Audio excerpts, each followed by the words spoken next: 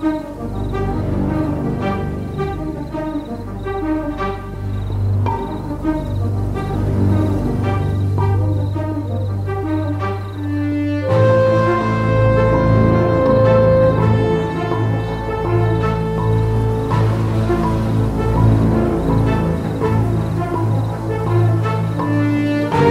amigos do canal, meu nome é Matheus e essa história que agora eu vou contar aconteceu perto do local onde moro.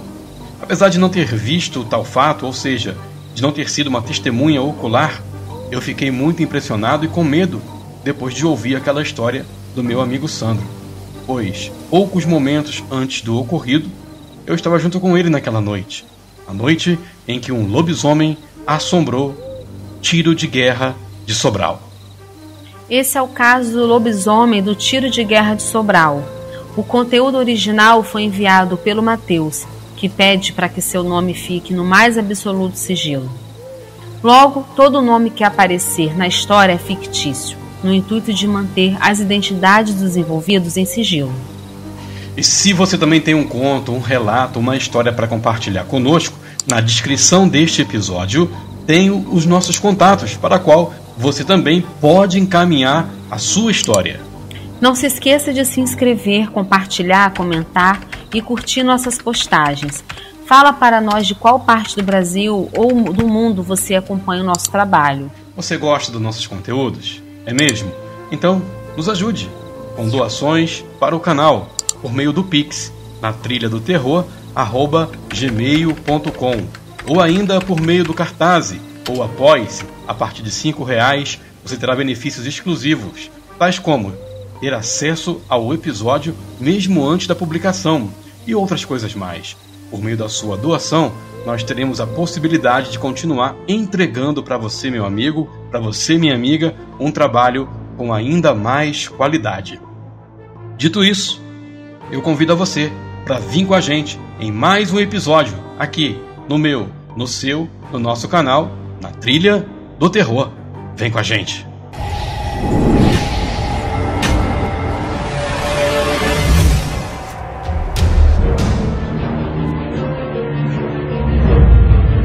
O episódio de hoje tem oferecimento da KCM Higienização. Você que está em Curitiba, região metropolitana, não perca tempo. Faça agora mesmo a higienização do seu carro, caminhão, estofado, residencial em geral. Chama no WhatsApp 9917-8703. KCM Higienização, a maior nota de avaliação no Google.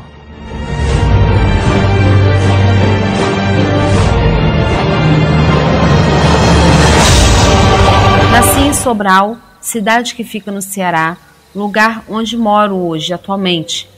E o caso que vou contar aconteceu em meados de 1993, em plena época de Quaresma. Não me recordo o dia ou o mês, mas sei que era esse tempo, pois estava acontecendo as comemorações dessa época santa. Inclusive, já se aproximava a Páscoa. Pois bem, esse relato terá duas partes, uma que vou narrar em primeira pessoa e a outra como se fosse meu amigo, pois foi ele quem viu o lobisomem, algo que eu já desconfiava há tempos que existia, porém se concretizou naquela noite macabra. Voltando a 1993, eu morava num bairro que fica perto no pé da serra, a poucos minutos da Serra da Marioca.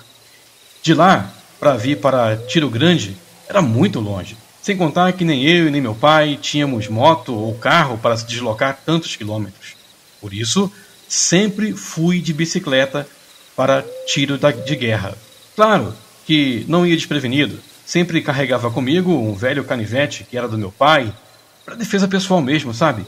E as primeiras semanas nessa minha nova labuta foram as mais assustadoras, pois como não conhecia ninguém e também não sabia direito o caminho mais curto para ir para lá, acabava me perdendo algumas vezes e indo por lugares bem assustadores, ruas desertas, sem nenhum ser vivente. Porque, para quem não sabe, quem serve ao tiro de guerra vai bem cedo cumprir a rotina. No meu caso, sempre saí às 4 da manhã. Ainda é muito escuro, pois só vai amanhecer lá pelas 5, 5:30 da manhã. Pois bem, nunca vi nada de estranho nessas primeiras semanas e até estava acostumando com a nova rotina. Fui fazendo amigos e descobrindo onde eles moravam, até que marcamos de nos encontrar no mercado de Sobral e de lá ir até o tiro de guerra. Íamos juntos e sempre bem rápido. Alguns levavam armas consigo, o que deixava a gente até um pouco mais calmo. Um desses meus amigos que fiz na trajetória foi o Gerson, que não é o nome real dele. Também estou usando esse nome para proteger a imagem. O Gerson morava no bairro mais próximo de tiro de guerra e era do mesmo pelotão do meu. Ele era o tipo de pessoa que teve que amadurecer cedo demais. Naquela época, apesar da idade, ele já tinha uma filha e já era casado. Trabalhava fazendo tijolos e também na construção civil. Hoje em dia, nem sei por onde ele anda. E dentre nós, o Gerson era o mais cabeça, o mais maduro. Para simplificar, ele era bem sério e não costumava brincar, muito menos com coisas sobrenaturais, pois era o tipo de pessoa que só acreditava vendo, mesmo os outros dizendo que viam várias coisas lá no tiro de guerra.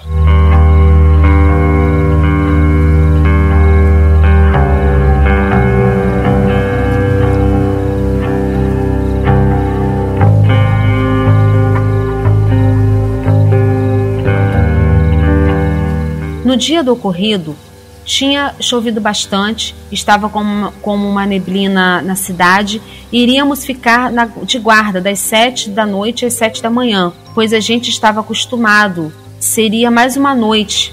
Ao final da tarde, arrumei minha roupa, vesti a gandola, calça e coturno e segui para o tiro de guerra.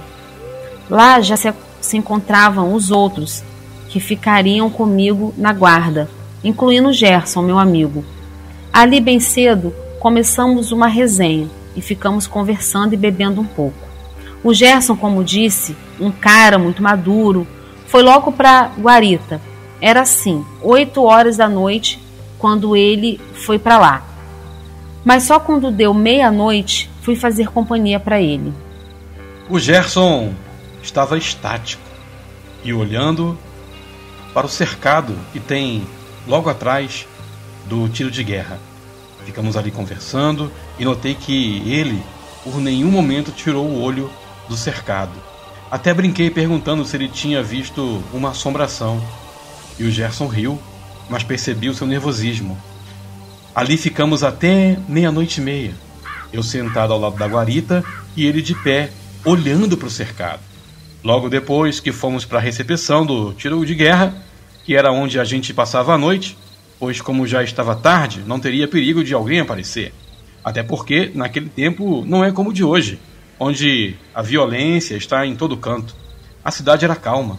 Às vezes, a gente até dormia a noite inteira.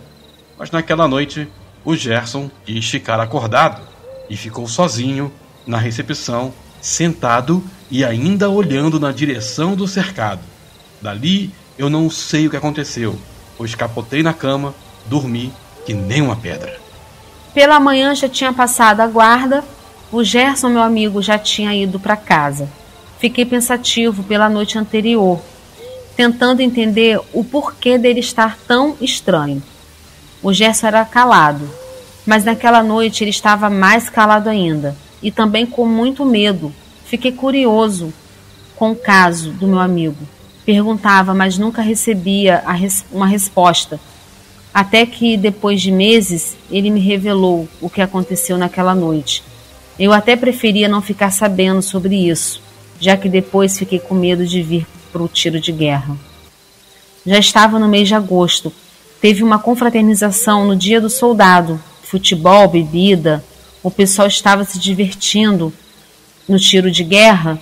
E lá estava eu perguntando para o meu amigo daquela noite, até que ele me contou sobre o caso. Tu acredita em lobisomem, Matheus? Disse o Gerson para mim. Arregalei os olhos e disse que sim. E então ele continuou falando. Sabe aquela noite que a gente estava de guarda? Pois é, eu vi um lobisomem naquela noite, bem ali atrás do cercado olhando para mim. Era cedo quando cheguei para ficar na guarda do trabalho, vim logo para cá. Ainda era dia quando vi um homem indo para dentro daquele mato. Ele passou por fora e seguiu para aquela região de mata. Eu não estranhei, porque o homem poderia ter ido caçar ou fazer alguma coisa por ali. Só o que aconteceu? Ele não tinha voltado. Foi quando fui para a guarita que deu para ver melhor toda a região, mas nada daquele homem voltar.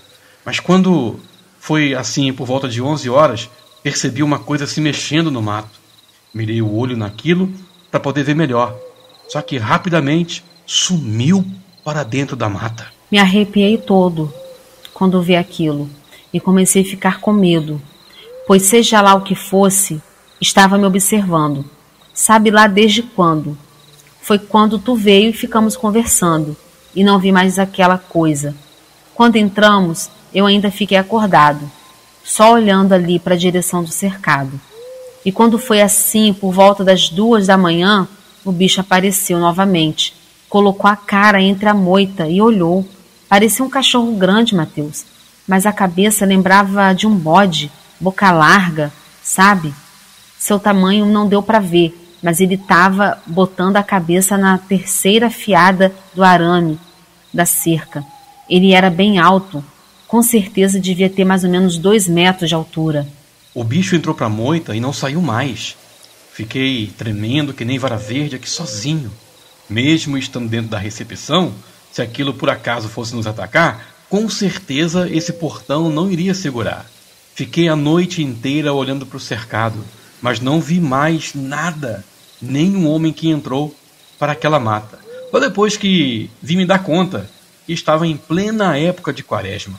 E a minha avó dizia que essa é uma época santa, mas também muito estranha. Graças a Deus que nunca mais vi aquele bicho em minhas guardas, pois era uma coisa muito feia, Mateus. Tu ia ficar com muito medo. O Gerson me falou mais ou menos isso, não gaguejou nem ficou olhando para o chão, pois aqui o pessoal tem a moda de fazer isso quando mente. Mas ele não. Nem ri, ele riu. Falou tudo com muita seriedade e eu acreditei nele, em todas as suas palavras. E o pior veio depois. Toda vez que saía de casa, lembrava do que meu amigo tinha falado. Até vulto eu via. Mas era coisa da minha mente, criada pelo medo. Porém, foi muito assustador sair de casa sozinho de madrugada, sabendo que um bicho desse estaria por aí. Naquele tempo, aquela área do tiro de guerra era isolada e com poucas casas. Hoje está bem urbanizada, com vários postes de luz, e creio que aquele bicho não apareça mais por lá. E nem quero que apareça, pois, como disse, moro perto do local onde tudo aconteceu. Boa noite.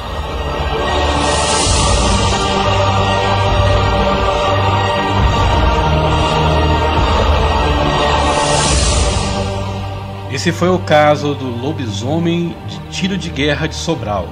O relato foi encaminhado pelo Mateus e foi contado aqui por mim e pela Yara. Agradecer ao nosso amigo Relatos do Sam, que também fez essa ponte para que esse relato chegasse até nós. O Sam, um abraço para você, muito obrigado. Ô Yara, você ficaria com medo de ficar de guarita nessa, ou melhor, de guarda nessa guarita, ô Yara? Se eu fosse homem, talvez não, porque homem tem mais coragem que mulher, né? Mas eu, Yara Salles, eu nunca mais vou voltar lá. Eu ia entregar meu uniforme, tudo, tchau. Nunca mais. Imagina, você vê um bicho estranho. Tudo bem que o bicho não fez nada, só ficou encarando ali.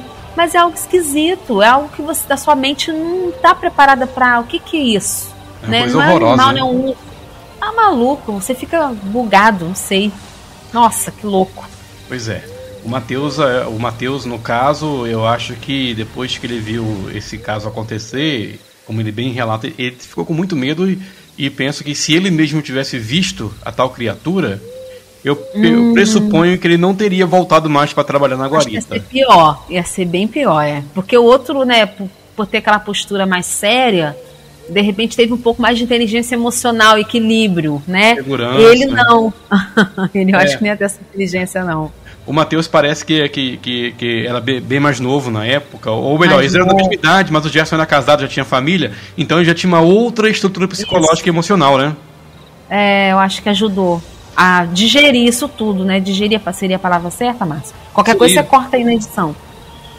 Não, você tá Eu certo. acho que a estrutura ajudou ele a digerir isso tudo, né? A assimilar, absorver e entender. Agora, quando a gente tem a mente infantil, que é o caso do nosso Matheus aqui, a gente fica... A nossa mente vaga, né?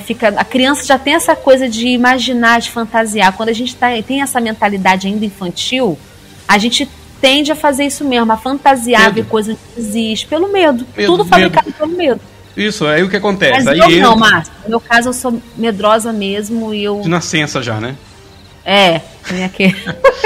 Ia ser horrível. Então, nesses aspectos aí já entram toda a ilusão dos filmes de terror, as questões de Hollywood, mostrando o lobisomem como um bicho que ataca, então vai formando todo esse temor na pessoa, né? Matheus, se você já ouviu nosso episódio, comenta aqui o grau e os centímetros do teu medo, Matheus. A gente quer saber, tá bom? Um abraço pra você. E obrigado. E tem uns recadinhos aqui, Yara, no Spotify. Quero aqui mandar um abraço para o Patrick Cauã. Ele pergunta assim, ó: como eu faço para mandar o meu relato? Ô Patrick, na descrição de cada episódio tem ali o link ou e-mail para você estar enviando o teu relato para nós, tá bom? Dá uma olhadinha aí depois no episódio, nos detalhes que tem ali, mas já te passo aqui de novo, ó. O e-mail é natrilhadoterror@gmail.com, tá bom? E esse também é o mesmo e-mail do Pix para você, meu amigo, para você, minha amiga, fazer uma doação para o nosso canal e, consequentemente, nos ajudar a continuar o nosso trabalho. Você também pode nos ajudar por meio do Cartaz, por meio do Apoia-se. E o Orelo, né, Isso. Yara? Isso. Enfim. E, gente, não esquece de apertar o sininho também não, para vocês receberem todas as notificações do canal. Isso, no caso do YouTube, né? Isso. E agora, depois de tanto a Yara insistir, finalmente temos o nosso canal no TikTok. Que bom, Márcio, tá vendo? Segue a gente lá no TikTok, @natrilhadoterror. Você será muito bem-vindo, nos ajude lá também. E tem também aqui o William. O William diz assim, ó: caso Cláudio, cidade de MG, Minas Gerais, onde houve avistamentos e contatos com possíveis e possibilidades. Agora, não sei se eles se referem ao episódio do ET de Varginha, ou se ele está falando aqui do lobisomem no bar, né? Ou da mulher lobisomem, no caso, né? Eu não sei o que ele está falando aqui, né? Ele está comentando no episódio da mulher lobisomem. William, depois você também esclareça aqui para nós. A Denisa... Não, o Denis Alexandre Gonçalves diz assim: eu acredito sim. Meu pai já foi atacado com seu amigo quando foram pescar de madrugada. O que não deixou eles serem feridos foi um pastor belga que sempre os acompanhavam. Ô, Denis, conta esse relato aqui, escreve para nós e manda aqui para que nós possamos narrar. Verdade. E o Leonardo da Silva Oliveira diz: cães do inferno. Verdade, concordo. Então esse foi o relato de hoje. O suposto lobisomem do tiro de guerra de Sobral, no Ceará. A Yara já disse que ficaria com medo se fosse no caso dela. E você, ficaria com medo também? Olha, quando o meu superior chegasse na Lagoaria, ia achar só o chapéuzinho, o uniforme, a arma e as botinas. Eu não estaria mais ali, ia ser abduzida. Ia ter sumido. Tá certo. Meu amigo, minha amiga, muito obrigado a você por ter chegado ao final aqui desse episódio. Não se esqueça de compartilhar nossos conteúdos. Siga-nos nas redes sociais que nós estamos. Segue a gente no Facebook, segue a gente no Instagram, segue a gente no Orelo, segue a gente no YouTube, segue a gente aonde nós estivermos. Ajude-nos a crescer, tá bom? E, repito, se você quiser fazer uma doação para nós, também aqui na descrição desse episódio tem como você nos ajudar. Dito isso, mais uma vez, obrigado por ter chegado ao final e obrigado por fazer parte dessa família. Yara, muito obrigado por você estar aqui comigo mais uma vez, tá? É sempre um prazer, Márcio. Um abraço e até a próxima! Tchau, pessoal. Obrigada pela companhia.